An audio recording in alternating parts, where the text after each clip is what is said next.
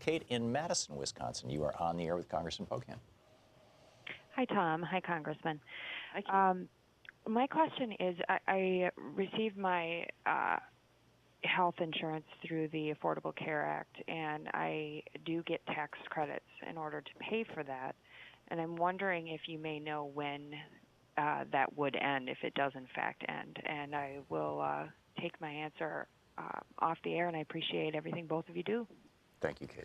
Thanks. Sure, Kate. So, I mean, I think you're definitely good for this year. And what happened in the tax bill really was getting rid of the individual mandate that required people to have it, and that's why they're estimating a 13 million drop off and a 10% bump in overall for everyone health insurance costs. So, I think at this point, there's nothing that's going to directly affect that, and you should be absolutely fine for this year. But again, I would keep watching. They're in charge of everything if they decide to keep pushing things in this. And just today, Donald Trump at his news conference said that this tax bill essentially got rid of Obamacare. So we know what they want to do. We know what they've been trying to do all year. We just have to be very vigilant and continue watching. But, I myself am on the Affordable Care Act, one of the few people in the country that's mandated to be on it. So, we're watching it very closely, and we're going to make sure we're going to do everything we can to make sure you continue to get that subsidy, and that isn't affected right now. Michael in St. Louis, Missouri. You're on the air with Congressman Pocan. Yes. Hi, Tom. Hi, Mark. Hi, My wife and I received our Social Security benefit notification for 2018, in which our Medicare Part B withholding has increased 23%. This got me to thinking about 2018. Should there be an effect from this tax bill that health insurance premiums go up for the middle class, the poor, as well as beneficiaries of Social Security and Medicare? What will happen will be, the net effect would be a reduction in discretionary disposable income that will impact personal consumption expenditures. We won't be spending as much on the main drag, causing perhaps a recession. I have anxiety over this. My question would be, if there is, and Paul Ryan wants to do that, he wants to cut our defined benefits. If there is such a bill in the Senate, will that require a 60-vote threshold for closure, or will it just require a 51% majority, simple majority? And if I could listen in, I'm not near a radio. Sure, Michael, absolutely. So first of all, let me just say you brought up a really, really good point. Even though they're saying that someone who's making, I think, between $50,000 and $70,000 might see $900 or so under this plan, as soon as you take 10% additional onto health insurance costs overall, a lot of that's going to be passed on to people. That little bit of savings every month is likely going to be going to people's co-pays. So what little savings you may see in one place will be taken away in another, and it's exactly what we've been saying, why this is a scam on the middle class and those aspiring to be in the middle class. Specifically, I believe only once a year they can do a budget reconciliation process where they can get away with the 51 vote, and because there's a fiscal effect, I believe, and I wish I could say it a little stronger, but I believe that they would take 60 votes unless they do another budget reconciliation process once a year where they can do things like that. I think they're going to have a lot more difficult time going after Social Security and Medicare because Doug Jones won. They now have 2 seats that they can only 2 votes they can lose from Republicans in the Senate, and that gives us a much better chance of holding back whatever they wanted to do. Clearly they did, but it gives us a better chance to fight those back. Okay. Michael, thank you for the call. Rich in Cedro Woolley, Washington. You are on the air with Congressman Pocan. Yeah, good morning. With the 2018 elections just around the corner, and in light of the new tax bill here, I came up with a slogan I thought I'd run it by you. I think it's kind of catchy. It goes, repeal and replace, except we have a replacement. You like it? Except we have a replacement. You're talking about Medicare for all?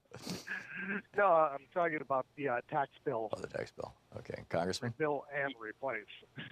Yeah, I'll tell you what I found very interesting was seeing that the polling on the tax bill is less popular than the Affordable Care Act was when that was passed, and we saw what happened in 2010 off of that. So I keep looking at 2018.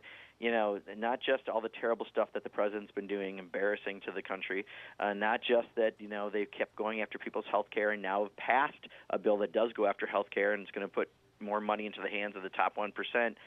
Just that people, again, are getting this. I think we're in a good position if we just keep organized and motivated for 2018. We can turn a lot of this around in the House and the Senate potentially. Elizabeth in Green Valley, Arizona. Excuse me. Elizabeth, you're on the air with Congressman Pocan. Well, Happy New Year's. It's so nice to be able to talk to both of you. I have one suggestion I'd like to make. Like other callers, I've been frustrated by the lack of news coverage of the Democrats' policies, and I think the Democrats have to think out of the box. So just forget about calling a news conference. Just take out a full-page ad out of the New York Times and just write down what you're about, what you're going to do, or do a regular YouTube podcast. And that way, Democrats and lukewarm Republicans can look forward to when we can read or see what the Democrats have to offer. Right now, it's a blackout. We have no idea. And I think that's why people who sit on the fence gravitate to the Republicans, because the Democrats aren't being forceful enough in putting out their point, and they're just doing it 19th century. Well, they're also, Elizabeth, they're not getting on the media. I mean, Louise and I were watching Morning Joe this morning, and it was like, I said, what was the last time an actual progressive was on this show?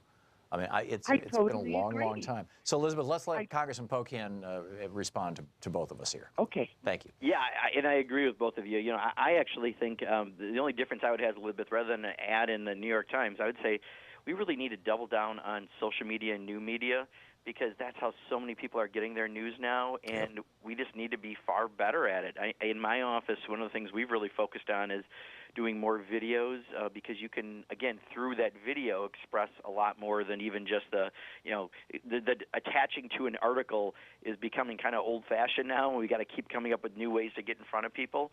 But I agree, we can do it. It doesn't have to cost a lot of money because you can do it via social media, but we need to do a much better job because we're not getting that attention from the corporate media.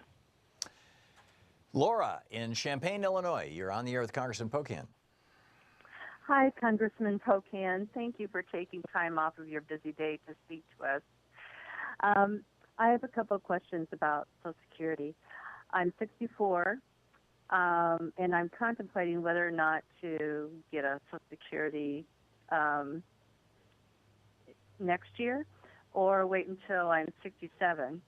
And the reason is I wanted to know what you thought might happen. Do you think that the Republicans are going to take away our Social Security from the people who already have it, or are they going to leave the people who are already on it alone and then take it away from those who are waiting for it? Yeah, great question, Laura. So a couple of things. I think, if they had the ability to do whatever they wanted, it would be across-the-board cuts in many areas when it comes to Social Security and Medicare.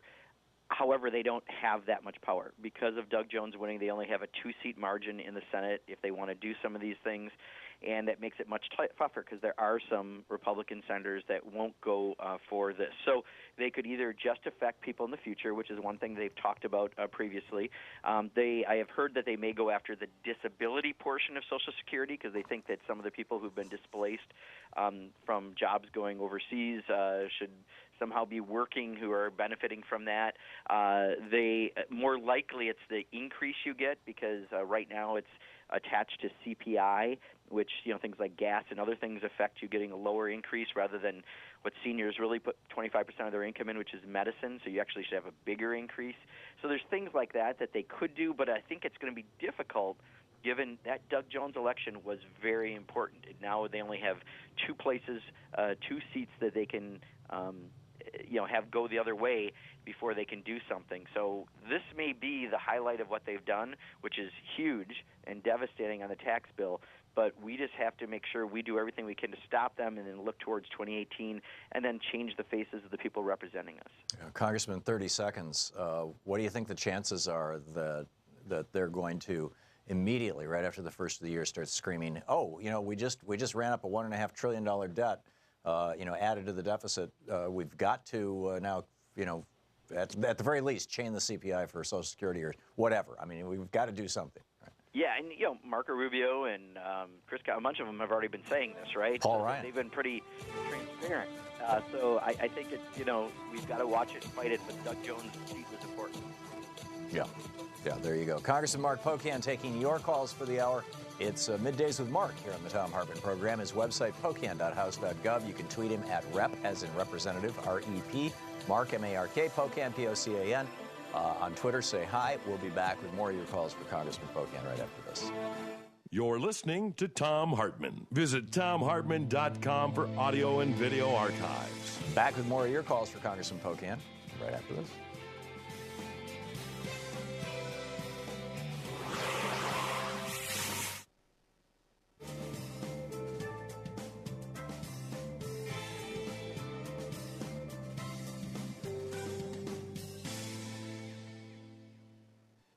Welcome back, Marcia. Well, hang on just a second here, Marcia. You're listening on a commercial station. Let's pick up. So you're at a break right now. Norma in Montgomery, Alabama, watching Free Speech TV on DirecTV. Norma, you're on the air with Congressman Pocan. Hi, Dr. Thom. Thank you. Hi, Representative Pocan. When I am watching this stuff, I have been watching the votes all day, and with such a deficit of Democrats, we're hoping that we can send you some help in November, well, for 2019. We're hoping to at least make the state purple, and if not, completely flip it blue. So that will help. But when I'm watching these, and they're talking about there's no money for CHIP, there's no money for this, I had an article here in a newsprint called Al.com in which the Blue Cross Blue Shield CEO was complaining that $21 million a year is inadequate. And if you divide that out, that's a little over $10,000 an hour. That's his paycheck? Now, sir? That's his paycheck? Yes. This article is probably 2 years old now. And he complained that $21 million a year is inadequate. And when you divide it out, 2,080 work hours a year, that comes out to $10,950 an hour, which means that he makes more the first morning of the first day of the year than most of the people here in Alabama. So if they want us to continue to increase the price of premiums and continue the amount of the subsidies given to these insurance companies to make these CEOs happy, I wonder where is that money going to come from with a deficit? And why wouldn't the government have enough sense? All of these people, you're outnumbered in the House, you're outnumbered in the Senate. What is it going to take for these people to wake up and realize that you could keep that money in the budget if you just put everybody on Medicare? Yeah, first of all, it's obscene for someone to make that much, and then much less to complain about that. It's just amazing and staggering. I'm finding that every town hall I have done this year in my district, and I've done 4 in Paul Ryan's, and then we're doing another one in January in Paul Ryan's district because I'm going to keep doing them next year. We're going to be there quite a bit. We find that when we get to the conversation of health care, inevitably it gets to the conversation of Medicare for all, and that gets the best response of any issue at the town hall. So again, this is one where I think the people are way ahead, and if the people lead, eventually the leaders will follow. We just have to keep organizing around that issue, and I think, again, the fact that over 60% of the Democrats in the House are already on the bill, that says a lot. We just need to keep pointing out why that makes sense, and one of the points that you brought up, Norma, is exactly why, the obscene profits of these companies. And yet we have a situation where, like in Pennsylvania, a majority of the people in Pennsylvania voted for Democrats for the House of Representatives, but they're sending, nine Republicans and 4 Democrats, as I recall, or whatever the numbers are. It's totally out of proportion. Is there a Democratic, we've got 15 seconds here, Congressman, is there a Democratic strategy for reapportionment in 2020? Yeah, and actually, Eric Holder and Barack Obama actually are really leading it nationally. That's they're right. working on that.